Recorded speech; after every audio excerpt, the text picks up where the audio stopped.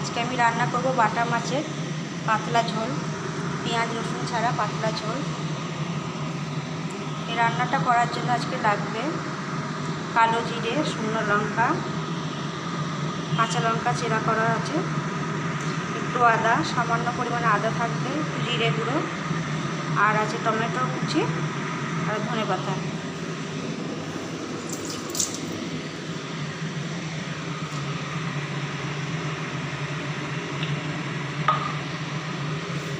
কড়াইয়ের মধ্যে আমি একটু তেল দিয়ে দিচ্ছি, সর্ষের তেল।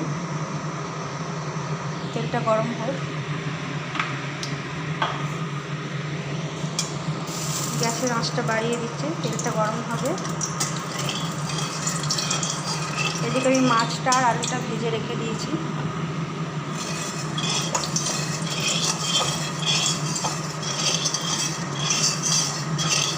কড়াইয়ের তেল গরম হয়ে গেলে এর মধ্যে আমি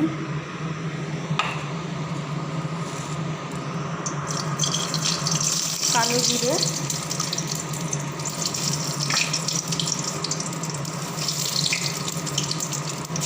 শুকনো লঙ্কা,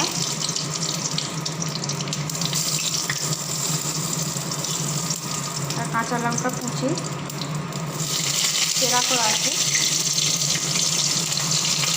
তেলের মধ্যে দিয়ে নাড়বে। আঁচটা কমিয়ে দেবো আমি। এই ফ্লেভারটা খুবই ভালো লাগে।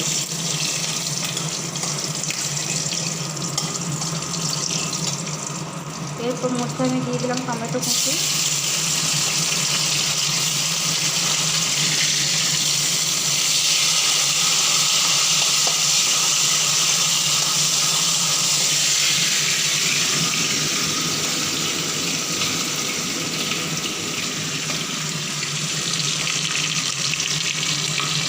টমেটো কুচির মধ্যে আমি একটু হলুদ দিয়ে দেবো, আর একটু পরিমাণ মতো নুন দিয়ে দিলাম। তাহলে একটু তাড়াতাড়ি টমেটোটা একটু পেস্ট হয়ে যাবে। টমেটোর মধ্যে হলুদ আর নুন দিলে টমেটোটা একটু তাড়াতাড়ি পেস্ট হয়ে যায়।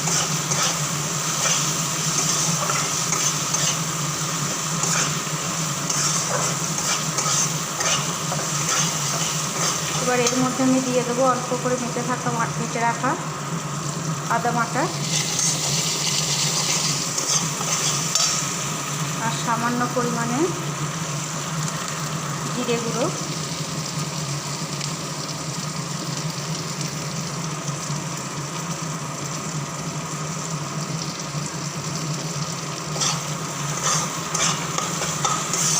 এই মাছটা রান্না করতে তেল পরিমাণ খুবই কম লাগে। গরমের সময় খুব উপকারীও বটে। যারা কম তেলে রান্না পছন্দ করেন, পেঁয়াজ রসুন অতটা পছন্দ করে না, তাদের জন্য এই খাবারটা খুবই ভালো লাগবে। মশলাটা একটু 5 মিনিট ধরে এটা কষাতে হবে।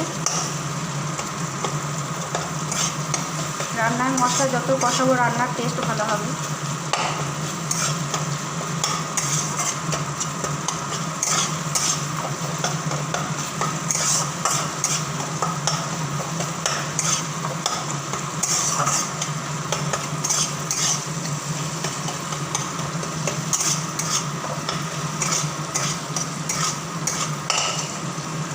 রান্নাটা 5 মিনিট মতন কষানোর পর এর মধ্যে আমি আলু ভেজে রেখেছি, আলু ভেজে রাখাটা দিয়ে দেওয়া হবে। আলুটা দিয়ে তারপর কষাবো।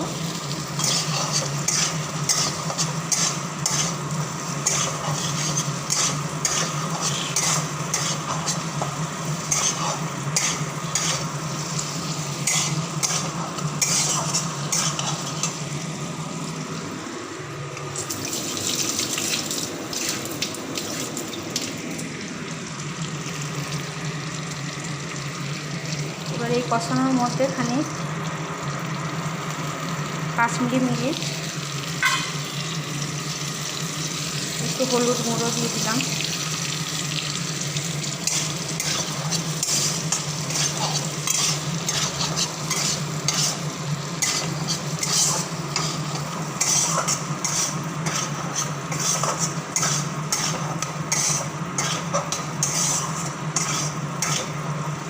আমার মশলা কষানো হয়ে গেছে।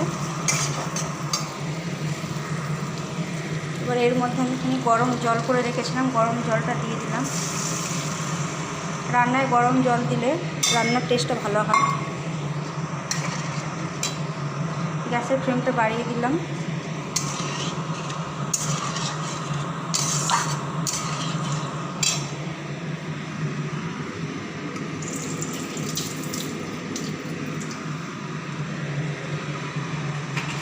এর মধ্যে পরিমাণ মতন নুন,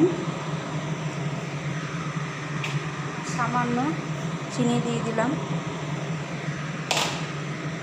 চিনিটা স্কিপ করেও যেতে পারেন যারা চিনি পছন্দ করেন না, কিন্তু রান্নায় অল্প একটু চিনি দিলে রান্নার স্বাদ সুন্দর হয়, সেজন্য আমি একটু রান্নায় চিনি দিলাম।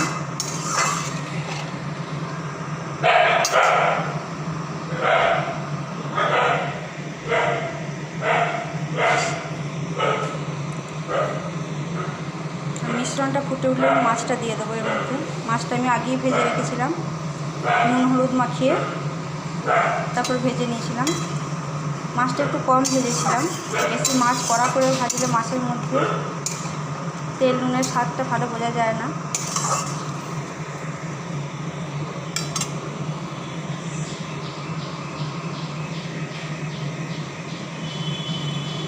ঝোলটা ফুটে উঠেছে, আমি এবার ভেজে রাখা মাছগুলো দিয়ে দেবো।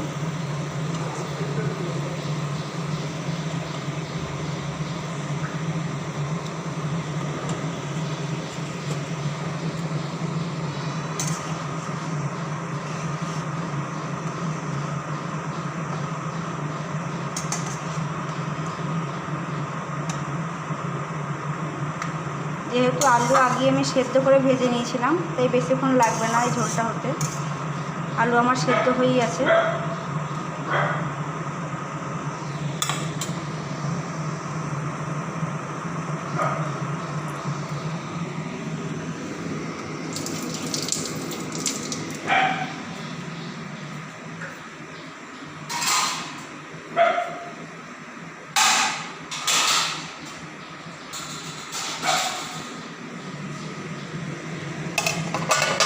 এবার একটু ঢাকা চাপা দিয়ে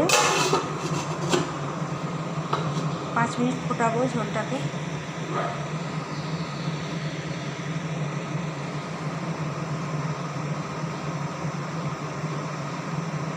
5 মিনিট হয়ে গেল, রান্নাটা করলাম। আমার রান্না প্রায় শেষের মুখে।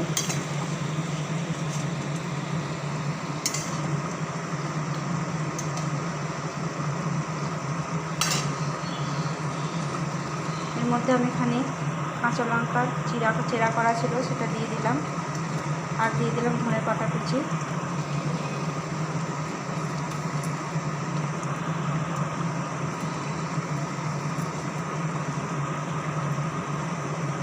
আর হালকা হাতে নেড়ে